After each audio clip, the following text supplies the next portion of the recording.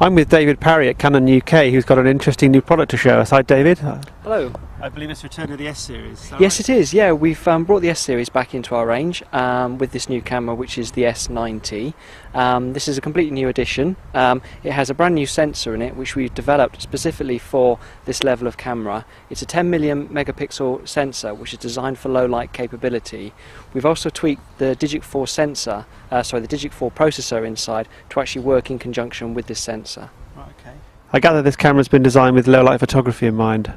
Yes, it is. It's got our dual anti-noise system, which is our new CCD sensor and our tweaked Digic 4 processor. It also has an f2 lens as well. And we've created a special mode on here, which is for shooting in very, very low light conditions. You actually have to actively set the camera to this setting, and it'll actually give you the ability to shoot in very low condition. Because we have a super sensitive sensor, it means that you don't have to use flash in half the kind of conditions that you used to, and also that the flash range will be increased due to the sensitivity. It's an interesting camera aimed at sort of low light photography that you've gone with a CCD, not a CMOS sensor. Yes, with this sort of size of sensor, CMOS is not really that useful. The quality from the CCD sensor is still at its optimum. This size, and when you say about the size of the sensor, is it the same size sensor as the G10? Yes, it is.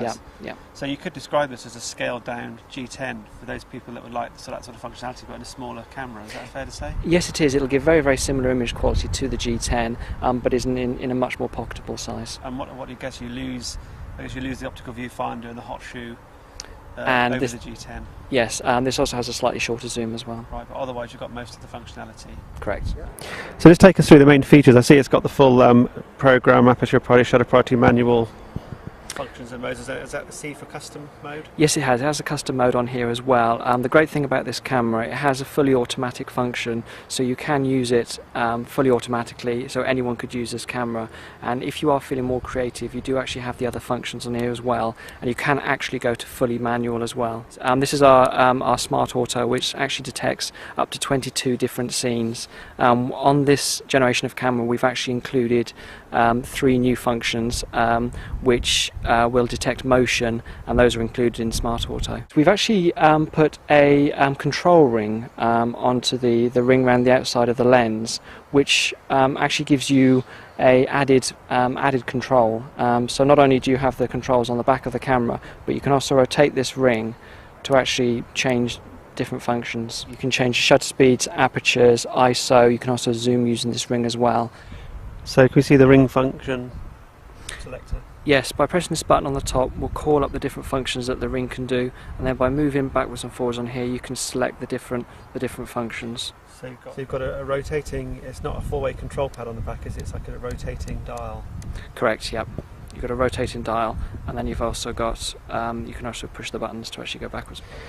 So this camera is obviously aimed at the enthusiast photographer that wants full control over their pictures with aperture, shutter speed, ISO, the ability to shoot in low light.